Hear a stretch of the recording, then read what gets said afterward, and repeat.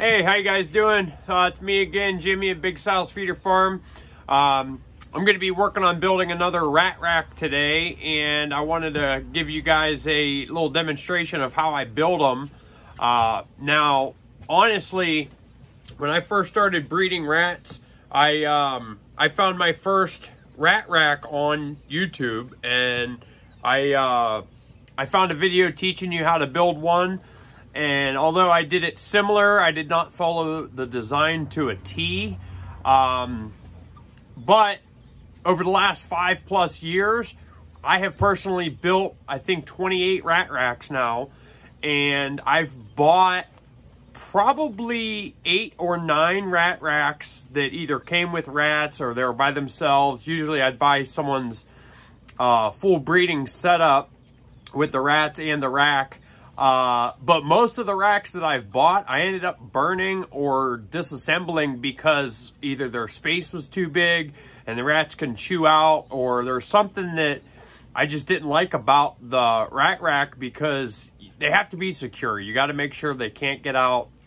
And just, I didn't like a lot of the ones that I bought, but I like the ones I build, and the people around here that buy them, they love the ones I build. So I figured I'd make you a little video showing you how I build them. So I'm going to show you guys some of my racks. That's actually a mouse rack right there. That's all PVC. And I got some more mouse colonies over there. But these are my rat racks. Some of them you're going to see are different sizes. This one right here is one that I did not build. And as you can tell, I do not use the top drawer. That's a decent one. It's not the greatest. This one I also did not build, but I use it. I'm going to show you why real fast that I don't actually like this one. If you could see, they're using 1-bys right here. And when you open this drawer, a lot of times the tote will fall out on this drawer and the one underneath of it. I'm actually going to fix that so that it holds a little better. Now that one I did build. This one right here I also did not build, but it's a good one. They actually use 2x2s to hold the screen on. This is some of my African soft furs. And here's another one that I did not build, but I do use it except for the bottom slots and the top slots because they were just way too high. If you go over here, you could see all the racks that I built on this side too. Now, you can tell in here, I used the bolts. But on my original racks, like this one right here, is one of my very first ones. I don't have bolts on that. There's just screws holding everything in place. But on here, this rack at one point used to be a mouse rack or a mouse slot down at the very bottom. Now it's all rats. So you see there's 1/2-inch mesh down there. The reason I went with the bolts, if I ever want to switch these out right here that hold the screen up top, I could just undo the bolts right here, pull this out and replace it with the 1/4-inch for mice, and then just use the same bolt hole. So I really like using the bolts instead of screws on that. Now, one thing I do when I am getting ready to build a rack, I always buy my tubs first, because now they've switched the style of tubs a few times. And on the original racks, on the original tubs that I bought, this hole was actually sitting a little closer to the outside of the tote, and now that hole is actually going in almost at an angle, so it gives the rats something to chew on. And if you don't put a bolt here or something, they're going to chew out very quickly. Another reason I buy my totes first is because a different style they have has a much thicker rim here, and they're a slightly different size. So I always buy the totes first and then more or less build the rack around the totes. That way I know what's going to fit.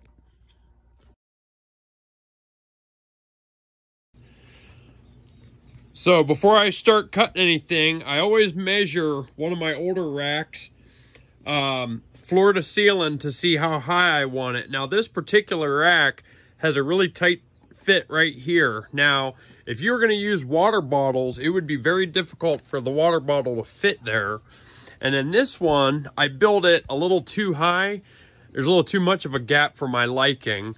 So this is 66 inches high. I'm actually going to make this next rack 67 inches high. I think would be perfect. That's the same size as the last one I built.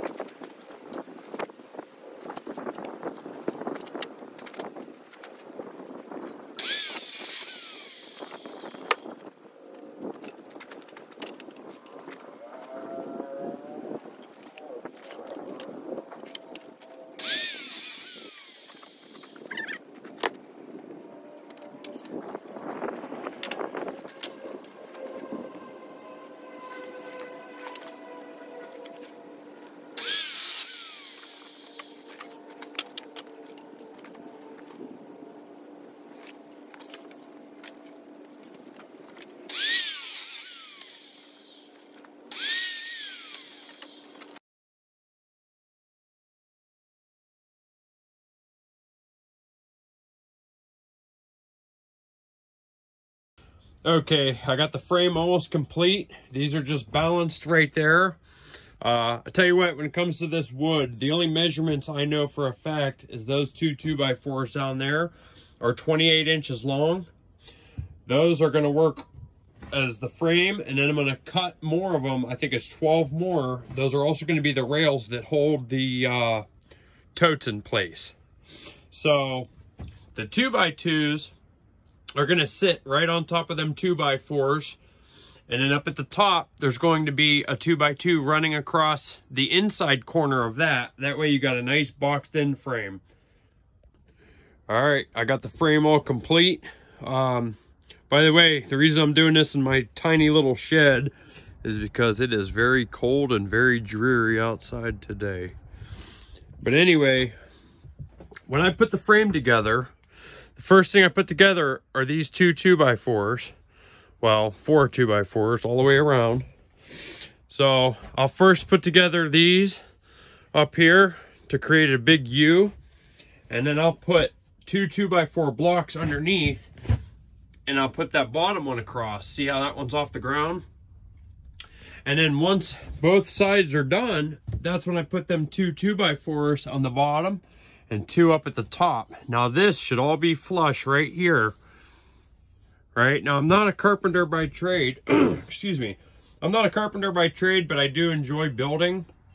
When I put these together, I only put one screw in to the 2x4s. On each side, I only put one screw in. And then once I put the two 2x4s on, or two 2x2s on the bottom and the two 2x2s up at the top, I also put just one screw in. Then I'm going to go around and I'm going to put a second screw in each of these 2x4s, top and bottom, all the way across. That way it's real nice and sturdy and it's not going to be wobbly. All right, this might be a little difficult to show you, but I cut two blocks of 2x2 at 6 inches. Now, these two blocks I will reuse. Those are just spacers. Now I get one of the rails and I try to look and get smooth side up, and I'm gonna set that right on there. Now remember, those are 28 inches long. So I'm gonna mount that with the bolts. I'm gonna mount one on each side. Okay, both rails are up. Let me move this other spacer. So both rails are up. Now it's time to put the tub in. See how nice that's smooth? See how nice that slides? There you go. So next thing we're gonna do is we're gonna put together the wire screen tops. I'm actually gonna build all 6 of them. I'm not gonna do that till tomorrow though, because as you can see, it is nighttime here. So I'll be back in the morning. Good night. Okay, I am back. Now, what I'm going to do here is we're going to put together the frame for doing the screen that's going to go on top of each drawer. So this 1x2 right here is already 28 inches long. That's the measurement I told you I'll never forget. These right here are measured for 19 1/4, and you can see I have 3 of them there. If you have different size tubs that you're using, or different design tubs, these both might change. That's why I always advise buying your tubs before building your rack. Now remember, I have these 2x2s that are cut for 6 inches. Now that's going to go to serve for here, which is where their food and water line is going to be. So I'm going to start stapling, and I'm going to show you.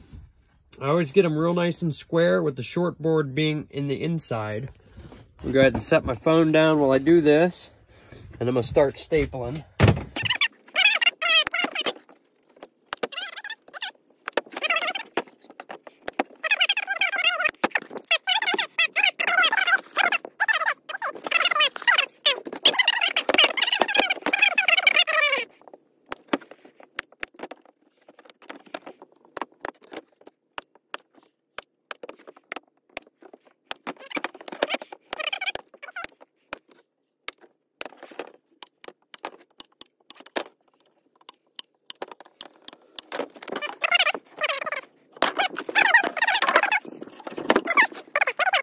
The next thing I'm going to do is put the screen down onto that frame we just built.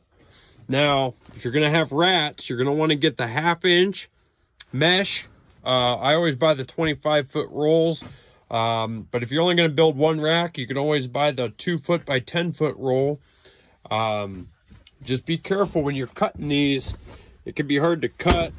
I always prefer to wear a glove if possible, because you're always going to cut yourself on that. But what I do is I'll line up the one corner.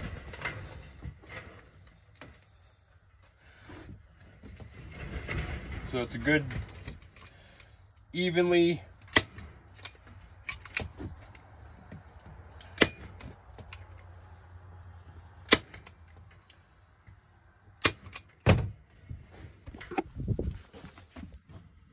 So see how the metal does not come over the edge of the wood?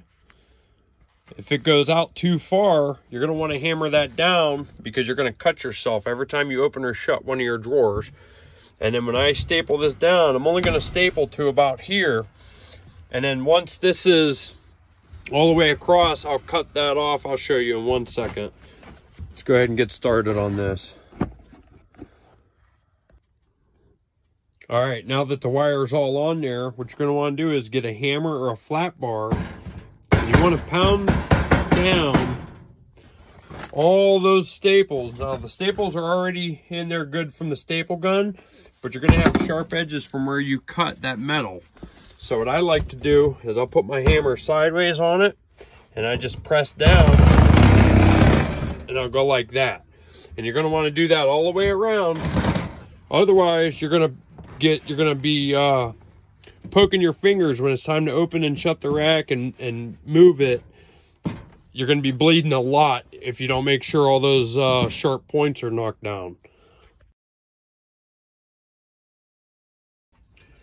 All right, the first wire top is done. Now, one thing I'm not sure if I mentioned or not, the bolts that are in those 2x2s, those are 1/4 inch by 3.5 inches. And then the bolts that are going to go in the 1x are 2.5 inches, also 1/4 inch. So when you put this screen down, you're going to want to flip it so that the staples are underneath of that. And you're going to want to use some kind of spacer. Now, I like these metal things that I have here. They're pretty flat. You can see on them. They're not that thick. Now, most of the times in the past, I would just get a little piece of a cardboard box and stick a piece of cardboard under there. But what I'm going to do is I'm going to put a bolt on each side here, and I'm going to go and do the back side. Now, I always do the front first. That way, I can make that real nice and flush, so that when you're looking at the rack, it looks really good from up front. If we did, you know, 1/4 inch too long or too short, it'll be in the back. It's not going to cause any problems because you see that the top goes farther than the edge of the tote. So there it is. I'm going to put the bolts in. Okay, the first one is complete. Now, because we had those metal spacers, see how nice and smooth that slides? And you can see there is no space between the tote and the metal mesh. It's very close or touching. And when you put that spacer in between the tote and the mesh, you're going to want to press down on this. You want it as tight as you possibly can. Then when you move the spacer out of it, you got a nice and smooth drawer. All right, she's almost complete. I have one more drawer and one more wire mesh to install. One thing I didn't point out, just like we did down here at the bottom and put that 6-inch spacer, we do the same up here.